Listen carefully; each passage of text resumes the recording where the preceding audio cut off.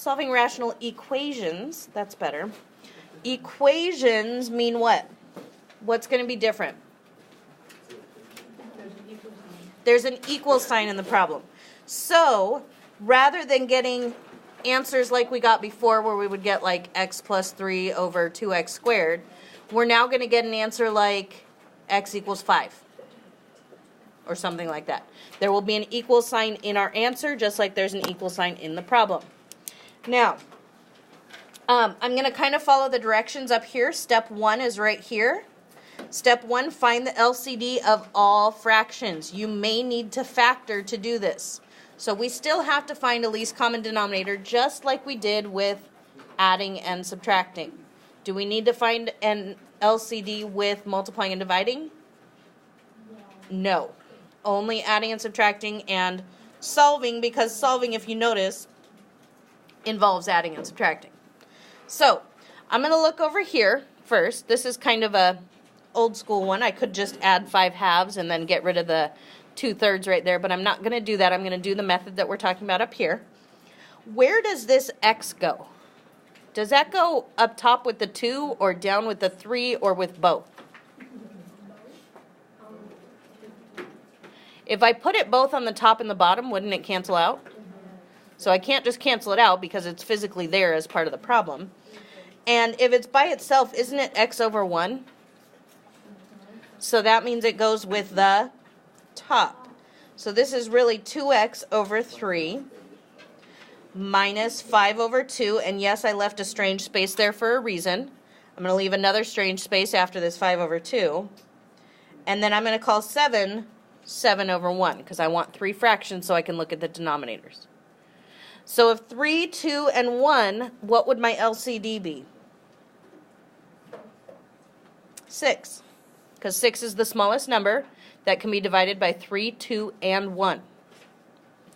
So, I left this strange space right here, and there's another one here, you just can't tell, because that leads me to step 2. Step 2 says multiply every term on both sides of the equal sign.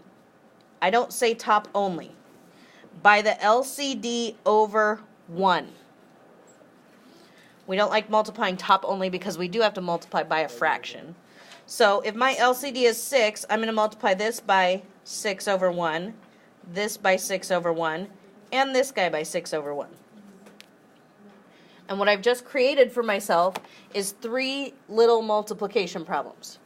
1, 2, 3. Okay?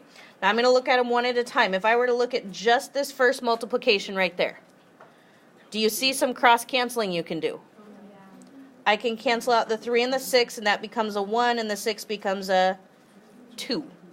So what does that end up giving me? 2x times 2 is 4x over 1, and I don't need to write a 1 on the bottom. Right? My next fraction, when I multiply these, do you see some cross-canceling here? Yes. That becomes a 1, that becomes a 3. So what does that end up giving me? Negative 15 over 1, which again, I don't need to put the over 1. Equals. What cancels here? Nothing. So I have 42 over 1, which is just 42. What did that step do? Took out all the fractions. So in the process of multiplying by the LCD over 1, all of your fractions need to be gone. If they are not gone, then you made a mistake up here. Chances are you had the wrong LCD. Okay? If your denominators do not cancel out every single one of them, then you don't have the right LCD. Now I have something pretty easy to solve, right? What do I do? Add 15. So 4x equals 57. And then what? Divide by 4. And is that going to divide nicely? Nope. So remember, I can check 57 over 4. If I hit enter, my calculator changes it to a mixed number. That doesn't really help me a whole lot. So I'm going to hit second and then my fraction button again. Now it shows me the most reduced form. So that won't reduce any further than 57 over 4. Now, something I should have talked about at the beginning of the problem, but I didn't, is what are possible excluded values for this problem, for this equation. If I go back to the beginning, what are my denominators? 3, 1, 6, and 1. Are there any excluded values? No, because none of those denominators have x's in them. So I don't have to worry. We will see in the next couple examples, what do you do if you have an excluded value? Okay, now, how could I check my answer? You'd have to plug it back in. So wherever there's an x, so let's see, 2/3 times x, which is 57 over 4, minus 5/2 is 7. It does check out. So I should be able to plug all that into my calculator, and it should check out. Now when you get to a problem like this, it's going to be a pain in the tush to try and check that, isn't it? Because when you get your answer, you have to plug it in here, here, here, here, here, here, here, and here to see if you get a true statement. So we're just going to try and be really cautious as we're going through to not make any mistakes so that we don't have to worry about checking. Okay? So first thing I need is my least common denominator, which means I need to factor any denominators. So looking here, can I factor x minus 5? No. So if I've checked it, it can't factor, I put it in parentheses. Can I factor x squared minus 8x plus 15? Let's snowflake it. What goes on the top? 15 on the bottom. And what would my two numbers be? -5 and -3. So this becomes x minus 5, x minus 3. Or you could say x minus 3, x minus 5. So I'm not going to look at this form of the denominator. I'm only going to look at the factored form of the denominator. Over here, can this one factor? No, so I'm going to go ahead and put parentheses around it. Okay, so first off, let's talk excluded values. What can x not equal? From here, x cannot equal 5. From here, I take both parentheses. That would be 5 again, correct? And this one would be 3. And what about from here? Also 3. So I have excluded values of 5 and 3. What is my least common denominator? X minus 5, x minus 3. Okay? So now I'm going to write it with the funky spaces. X over x minus 5. Leave a funky space so you can write your multiplication thing. Equals x squared plus 2x minus 15. I'm not going to factor that yet. I'll wait till the end to factor anything I need to. Over x minus 5, x minus 3. Since I'm not going to factor it, I am going to go ahead and put it in parentheses, so that way if I have to multiply by something, I know I have to distribute it. Leave another awkward space. Minus x plus 3, just like the other numerator, I'm going to go ahead and put it in parentheses. And on the bottom, x minus 3. So what am I filling in those awkward spaces? My LCD, which is x minus 5, x minus 3, over 1. So x minus 5, x minus 3, over 1. X minus 5, x minus 3, over 1. And x minus 5, x minus 3 over 1. So far, so good? This is going to get ugly before it gets pretty. Okay? All right, so if I cover up those guys and just look at this first one. This is multiplication, yes? So I can make it into one giant fraction and I can start canceling. What cancels? X minus 5, what's left? X, parentheses, x minus 3, and a 1 on the bottom I don't need to write. Yay, fraction's gone. Next one. Multiplication, so make my one giant fraction. What cancels? X minus 5, x minus 3, so what am I left with? X squared plus 2x minus 15. Another fraction gone. And finally this guy. When I make one giant fraction, funny, I forgot a parentheses there. When I make one giant fraction, what cancels? So what's left? I have minus, and then I have x plus 3, x minus 5.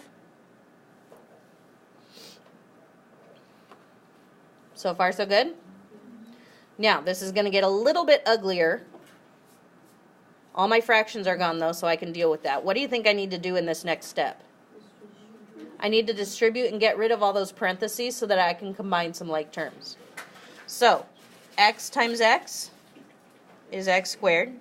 X times negative 3 is negative 3x. Here there's nothing to distribute. And then this I'm going to have to FOIL, correct? I'm going to have to multiply all that out. Now be careful, because since this is coming after a subtraction sign, I'm going to have to put the answer to that multiplication in parentheses, because I'm going to have to distribute that minus sign to it. So now I can multiply x squared minus 5x plus 3x minus 15. And now I can distribute that minus sign.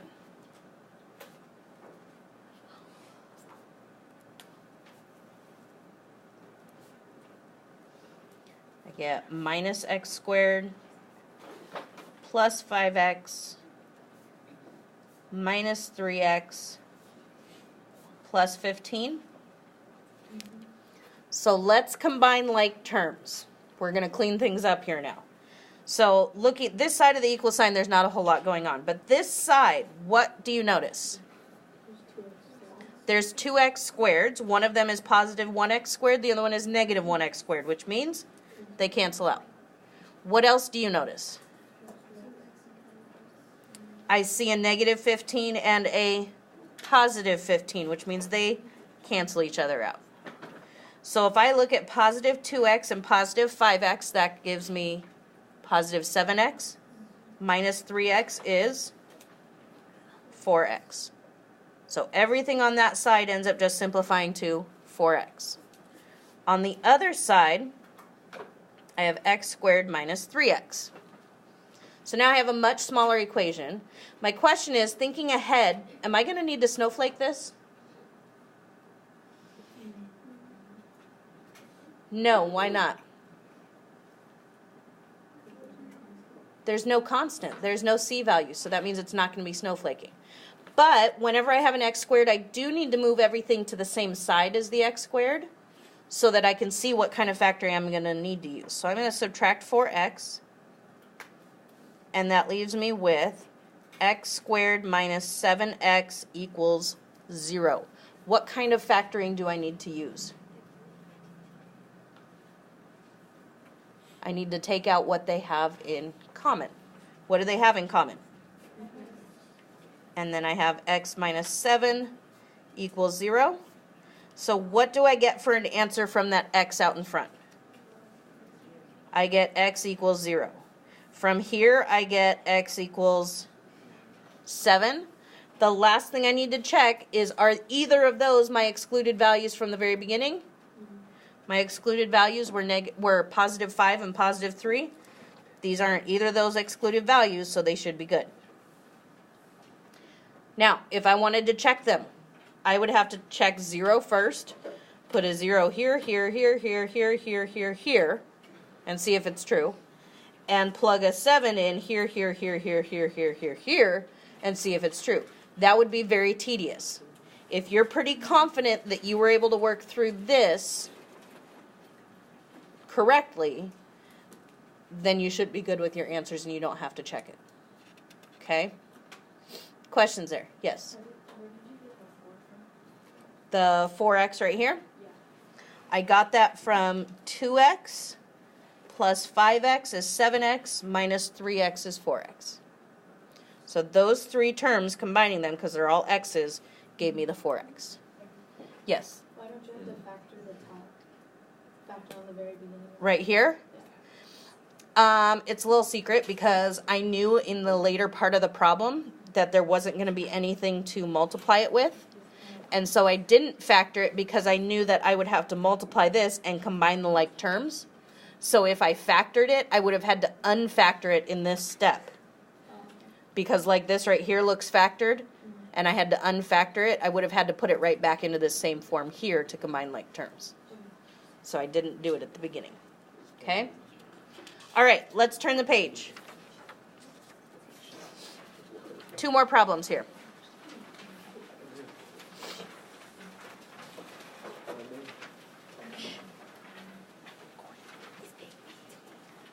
Okay. Bye. So let's see, I have 3 fractions. By the way, this next example over here, I'm going to be showing you cross multiplying. Cross multiplying only works if you have a single fraction on each side. So fraction equals fraction. You can't look at something like this and do cross multiplying because you have fraction equals number plus fraction. We don't have that fraction equals fraction thing. So let's see, can I factor this first denominator? X minus 3, can I factor it? No, so I'm going to put it in parentheses. Can I factor, oh, what's the denominator here? I don't have one. So what is it? 1? Okay. Can I factor x minus 3 over here? No. So, couple questions. What are my excluded values? X cannot equal 3. That's my only excluded value. And what is my LCD?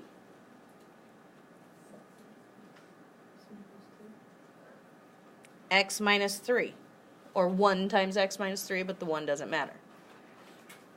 So, I'm going to write my problem. 4x over x minus 3. Leave an awkward space. Equals 2 over 1. Leave an awkward space. Plus 12 over x minus 3. And what am I going to put in those spaces? The LCD, which is x minus 3, over 1. X minus 3 over 1. X minus 3 over 1. And now what do? I cancel stuff, don't I? This is one giant fraction, so what cancels? X minus 3, and what am I left with? 4x equals, make my one giant fraction, what cancels? Nothing, right? So I just have 2 parentheses x minus 3. And the last one, make my one giant fraction, what cancels? So I have plus 12. What do? Distribute. 2x minus 6 plus 12. So if I combine my like terms, negative 6 and positive 12 is positive 6. Now, do I need to move everything to one side? No, just the x, because I'm trying to get the x's together so that I can get them by itself. I'm going to be subtracting 2x from both sides. That gives me 2x equals 6. And what does x equal? 3. Done? No. What was my excluded value? 3. And that's the answer I got. That's a problem. That means that this answer is, I forgot to mention this term on the other side, this answer is what we would call an extraneous solution. Why an extraneous solution? Because it's an excluded value. So, I don't need to write the words extraneous solution. All I do is I drop out that possible answer and I say no solution. So if you get an answer that happens to be an excluded value, you have to throw that answer out. Now, in the previous example, we got 2 answers, correct? Yeah. So you could get 2 answers that are both valid, like we did on the other side. You could get 2 answers where one of them is one of your excluded values, in which case you throw that guy out and you only have one answer. Or if all your answers get thrown out, you get no solution. That means there is absolutely no number that you could plug in for x and make this equation a true statement. It doesn't exist. Okay?